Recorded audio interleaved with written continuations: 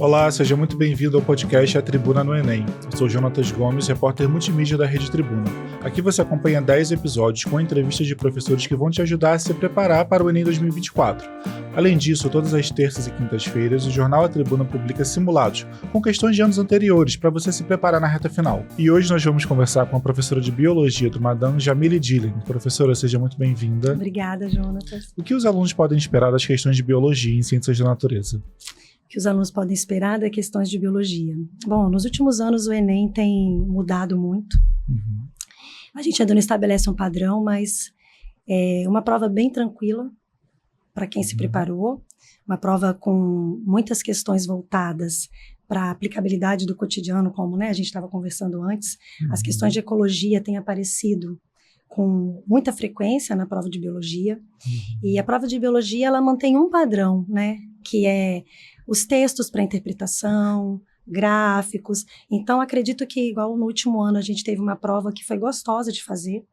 Uma surpresa foi que apareceu muita coisa de botânica, mas é isso, acho que esperar da prova de biologia, o aluno que está preparado, é uma prova que vai vir com textos, com interpretação, com gráficos, com tabelas, acho que é isso. E geralmente são o quê? 15 questões dentro de natureza? Isso, Ciências da Natureza é o segundo dia da avaliação, ela vem com Química, Física e Biologia, normalmente 15 questões, até os alunos têm uma confusão, a professora, não foram 15, acho que foram menos, porque é uma prova muito interdisciplinar. Então, a gente tem, às vezes, questões de biologia tão envolvidas com a química, com a física, até com outras matérias, trazendo a geografia, que às vezes a gente não consegue pautar direitinho que matéria realmente está dentro daquela questão. E aí é importante pensar fora da caixinha, Porque as questões de biologia podem acionar um conhecimento de química, de física, de matemática, talvez, Sim, o mais importante do Enem é pensar fora da caixinha. É muito difícil a gente ver uma questão puramente biológica, até porque mesmo a biologia, as ciências da natureza, na verdade, ela é um conjunto só de disciplinas. A gente separa elas no nível escolar para realmente facilitar a apropriação daquele conhecimento, mas uma está sempre muito relacionada com a outra. Professora, nós trouxemos algumas perguntas de alunos do Madam, queria que você respondesse, pode ser? Sim, com certeza. Olá, meu nome é Maria Eduarda Silverol, eu tenho 17 anos e a minha pergunta vai para Biologia. Quais são os 2 tópicos que eu não posso deixar de estudar nessa reta final para o Enem? Então, 2 tópicos, Eu diria que a ecologia é o carro-chefe. A ecologia, até porque, como a gente estava conversando, o Enem ele é muito alinhado a questões de cidadania e sustentabilidade. Em toda a questão ambiental e os impactos ambientais estão dentro da ecologia, que é essa nossa relação entre o homem e o ambiente, os seres vivos e os seres vivos. Então, a ecologia, ela está no nosso dia a dia o tempo inteiro. E a gente está vivendo épocas aí, pandemias e mudanças climáticas. Então, além de ter muito assunto do cotidiano que a gente possa aplicar, a ecologia, ela aparece dessa forma. Fatos da atualidade podem aparecer também aí dentro da ecologia, Perfeito, o tempo inteiro, era até o que eu ia falar. A ecologia, ela consegue amarrar todas essas questões do cotidiano para a gente trazer essa aplicabilidade e é a realidade que a gente está vivendo no momento, dos impactos ambientais. Então, tudo isso vem dentro da ecologia. As relações de saúde, quando a gente fala também de um outro tópico, a fisiologia, ela é muito importante. As pessoas falam, a fisiologia não cai, ela não cai sozinha. Mas quando a gente fala de doenças, a gente está associando a fisiologia e também a ecologia. Muitas das coisas que têm aparecido para a gente têm relação com os impactos ambientais. Ou seja, tem alguns conceitos básicos ali que norteiam todo o conteúdo para a ecologia, para outras áreas também da biologia. O tempo inteiro, com certeza. Por ser esse estudo dessa interação, o tempo inteiro a microbiologia entra nessa parte, a parte de fisiologia humana entra, a genética, a evolução. E tem outros tópicos que geralmente caem com alguma frequência? Como eu acabei de falar até... A ecologia não tem como, ela é o carro-chefe, Ela tem aparecido muito junto com a botânica, mas dentro dela a gente traz, como eu te falei, genética e evolução. Porque todas essas questões ambientais, esses impactos mudam o ambiente na nossa volta e as questões de adaptação, tudo que vai aparecendo está muito relacionado. Então, eu diria que além da ecologia, a genética, a evolução, a fisiologia humana, a microbiologia por causa da saúde. Então, a saúde pública relacionada à fisiologia e à microbiologia, Vírus, bactérias, eu acho que esse é o pacote perfeito. Vamos ouvir então mais uma pergunta? Vamos. Oi, meu nome é Heloíse, tenho 18 anos e eu gostaria de fazer uma pergunta para a matéria de biologia. Como as queimadas florestais podem afetar as relações ecológicas? Que a gente acabou de falar, tá vendo? Inclusive é isso. A gente está falando muito sobre as queimadas, isso já traz também um outro impacto que está relacionado ao aquecimento, ao regime de chuvas. Então, como que as queimadas podem implicar ali nessa questão das relações ecológicas? Quando ela fala de relações ecológicas, essa interação que a gente está falando entre o ser humano e o ambiente, o ser vivo e o ambiente. E aí, se você tem uma queimada, o que você está fazendo? Você está destruindo o hábitat. Se eu já destruí o hábitat inteiro, várias relações ali já foram desequilibradas. Então, é muito, muito bom ela ter tocado nesse assunto, porque são inúmeras questões, fica fácil eu fazer uma questão contextualizada, aplicada, diante disso na ecologia. Por isso que eu acho que ela aparece tanto na prova. E aí, professor, os incêndios que aconteceram esse ano no Brasil, agora recentemente, nos últimos meses, Sim. né? Talvez não caiam porque a prova deve estar pronta. Sim. Mas o que aconteceu em anos anteriores, isso pode vir ali em atualidade, em outras questões? Perfeito. A gente já tem um tempo já, né? Falando sobre esse problema com os regimes de chuva. A gente já não tem aqui estações tão bem definidas. A gente tem estação chuvosa e seca. Sim. Mas a gente tem visto uma mudança. A gente já está enfrentando essa questão dos incêndios por causa dessa hidrologia toda meio atrapalhada. Então, acho que é muito possível, sim, pode aparecer, né? Até porque, como ela mesma falou, essas queimadas a gente destrói hábitat, e aí você envolve água, ciclo hidrológico, ciclo de nutrientes, cadeia alimentar, cadeia trófica. Então, a ecologia é muito rica mesmo.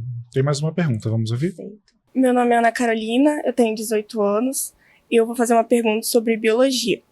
Eu quero saber qual matéria é a mais importante para revisar antes do Enem.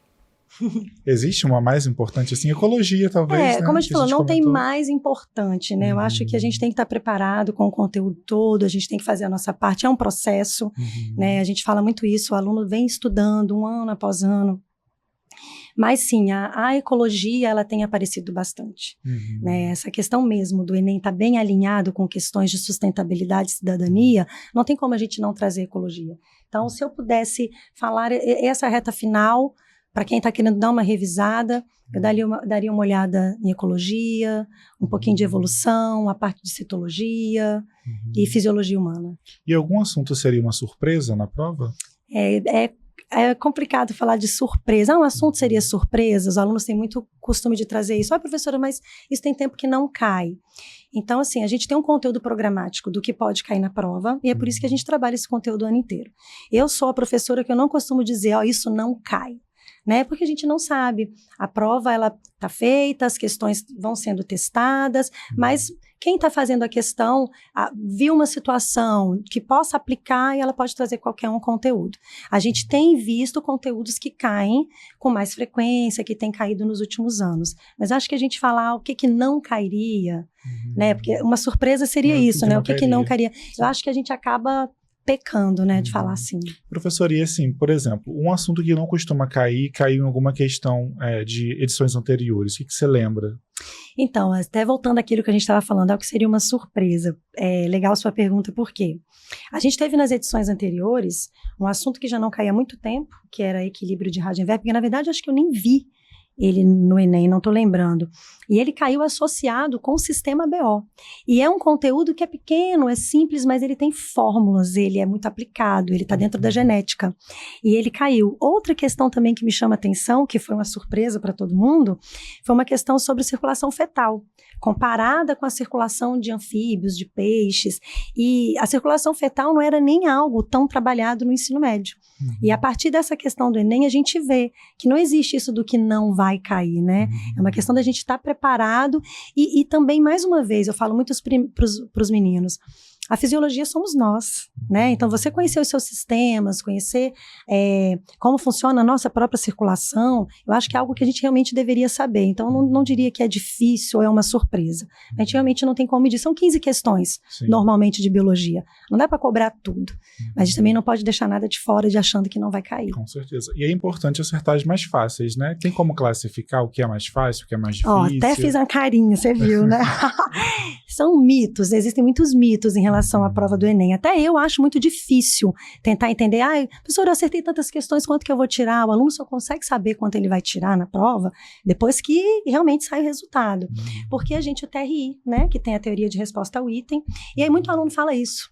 Professora, o que é uma questão fácil, né? Qual matéria é questão fácil? Não existe uma matéria que seja fácil. Existem questões que podem ser elaboradas de maneira mais fácil. Então, o mesmo assunto, eu posso te pedir ele de uma maneira muito mais aprofundada e de uma maneira muito mais simples. Agora, a questão da pontuação que a gente tem que prestar atenção é, o TRI, ele vai medir a coerência da prova. Então, se o aluno acerta muitas questões fáceis e acerta algumas difíceis, está dentro de uma coerência. Agora, um aluno que está acertando um monte de questão difícil e errou questão fáceis, poxa, a prova pode entender assim, olha, ele chutou isso aqui, né? Não que tenha sido, mas é uma maneira de tentar deixar a prova de uma maneira mais igual para todo mundo. Então, o que eu acho é que o aluno tem que ler os enunciados com atenção, fazer a questão que para ele considera mais fácil, deixar as difíceis para depois, mas não ir para esse lado de que eu não posso errar questão fácil, sabe? E tem algum conteúdo que é mais difícil, que você percebe que os alunos têm mais dificuldade? Olha, aluno tem muito medo da genética. Eles têm muito medo da genética, mas a genética não é difícil. A genética ela é fácil, ela é rápida, são conceitos muito claros, mas a genética tem matemática. E aí, a matemática é o calo de todo mundo, né? É verdade. O meu é. Eu também. Eu vim falando, gente, olha só, sobre biologia. E também, assim, eu acho maravilhoso a gente falar isso, acho legal para dizer para os meninos, que eu falo para eles, cara, eu só sei biologia, esse professor sabe muito. Não, eu só sei biologia. Eles sabem tudo. Eles estudam, você tem noção? História, geografia, matemática, eu não consigo nem contar. Então, é muita coisa. E aí, é isso. A genética, eles têm costume de achar que é difícil, a bioquímica. Mas não é difícil, não. É que eles têm muita coisa para estudar. Acho que nós temos mais uma pergunta. Vamos ver, então? Perfeito, agora. Oi, meu nome é Ana Paula Rodrigues Soares, eu tenho 18 anos. Minha pergunta é para biologia. Você acha que é mais relevante agora, nesse momento de revisão, estudar por questões e provas antigas ou por revisões completas da matéria?